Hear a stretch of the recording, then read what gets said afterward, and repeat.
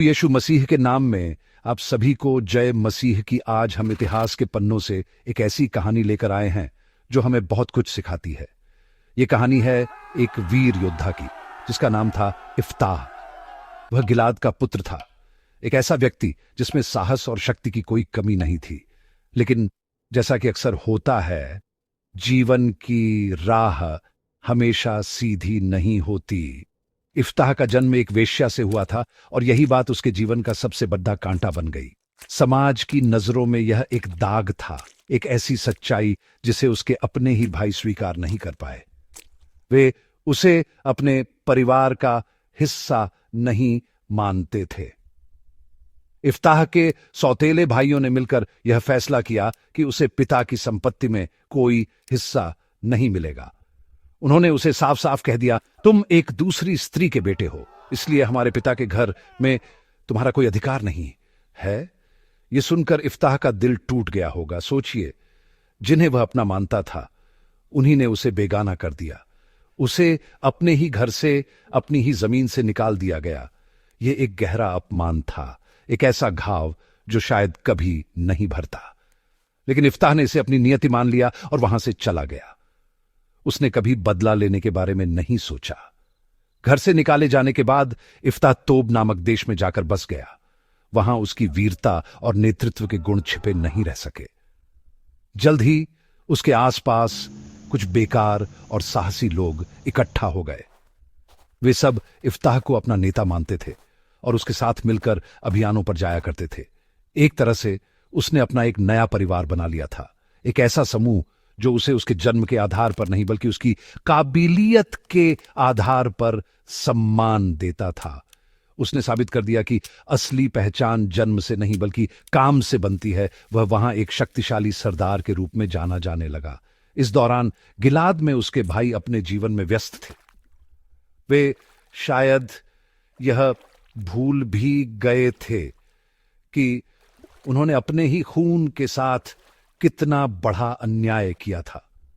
उन्हें लगा कि इफ्ताह के जाने से उनकी सारी समस्याएं खत्म हो गई हैं, लेकिन वे नहीं जानते थे कि नियति का चक्र घूम रहा है, कि कैसे समय बदलता है। वे इस बात से अनजान थे कि बहुत जल्द उन्हें उसी भाई की जरूरत पड़ेगी जिसे उन्होंने ठुकरा दिया था। यह कहानी हमें सिखाती है कि हमें कभी किसी को कम नहीं आंकना चाहिए, क्योंकि वक्त कब किसे महत्वपूर्ण बना दे यह कोई नहीं जानता। कुछ समय बाद गिलाद की धरती पर संकट के काले बादल छा गए। अम्मोन के लोगों ने, जो इज़राइल के पुराने दुश्मन थे, उन पर हमला कर दिया। अम्मोनियों की सेना बहुत शक्तिशाली थी और वे गिलाद के लोगों पर भारी पड़ रहे थे। हर तरफ डर और निराशा का माहौल था। गिलाद के बुजुर्ग और नेता समझ नहीं पा रहे थे कि इस मुसीबत से कैसे निपटा जाए। उनके पास सैनिक तो थे, लेकिन कोई ऐसा सेनापति नहीं था जो उन्हें इस मुश्किल लड़ाई में जीत दिला सके। उनकी अपनी ताकत जवाब दे रही थी और हार सामने खद्दिद नजर आ रही थी। ऐसी निराशा की घड़ी में गिलाद के बुजुर्गों को किसी की याद आई। उन्हें याद आया इफ्ताह, वही वीर योद्धा जिसे उन्होंने अपमानित करके घर से निकाल दिया था। वे जानते थे कि केवल इफ्ताह ही वह व्यक्ति है जिसमें अमोनियों को हराने का साहस और रणनीति है। देखिए, जीवन का खेल कितना अजीब है। जिस व्यक्ति को उन्होंने बेकार समझकर बाहर का रास्ता दिखाया था, आज वही उनकी आखिरी उम्मीद बन गया था। अपनी शर्म और झिझक को एक तरफ रखकर वे सब मिलकर तोब देश की ओर चल पड़े ताकि इफ्ताह से मदद मांग सके। जब गिलाद के बुजुर्ग इफ्ताह के पास पहुंचे तो उन्होंने उससे कहा, हमारे साथ चलो और हमारे सेनापति बनो ताकि हम अमोनियों से लड़ियच सके। यह सुनकर इफ्ताह के पुराने घाव हरे हो गए। उसने उनसे कहा, क्या तुम वही लोग नहीं हो जिन्होंने मुझसे नफरत की और मुझे मेरे पिता के घर से निकाल दिया था? तो अब जब तुम पर मुसीबत आई है तो तुम मेरे पास क्यों आए हो? उसके शब्दों में दर्द था, शिकायत थी, लेकिन घमंड नहीं था। वह उन्हें केवल यह याद दिला रहा था कि उन्होंने उसके साथ क्या किया था। बुजुर्गों ने अपनी गलती मानी।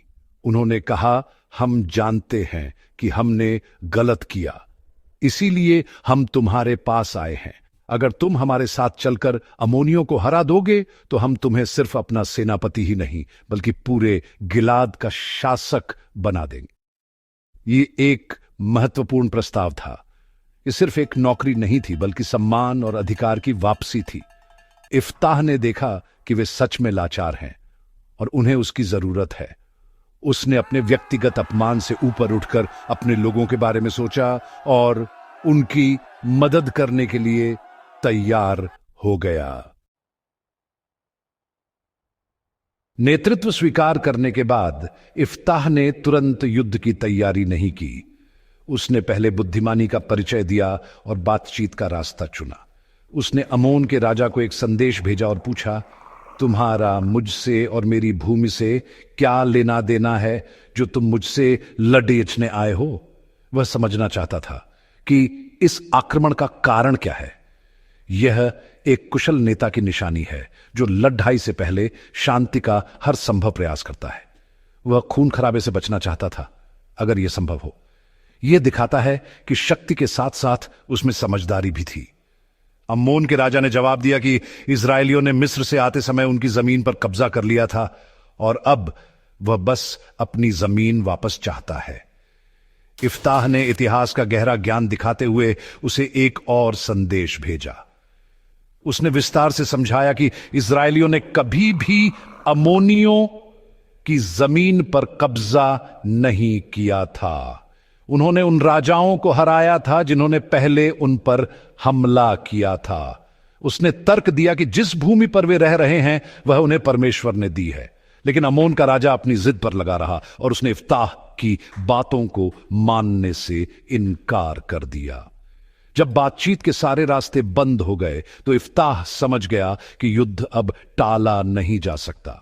उस समय परमेश्वर की आत्मा उस पर उतरी और उसने अपनी सेना को इकट्ठा किया। लेकिन युद्ध पर जाने से ठीक पहले, शायद भावनाओं के आवेश में या जीत की तीव्र इच्छा में, इफ्ताह ने परमेश्वर से एक प्रतिज्ञा की।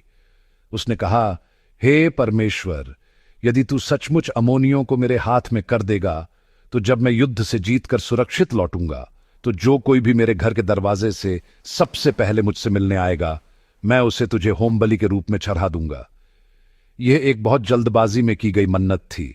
इसके बाद इफ्ताह अपनी सेना को लेकर अमोनियों से युद्ध को गया। परमेश्वर उसके साथ था और उसने इफ्ताह को एक शानदार जीत दिलाई।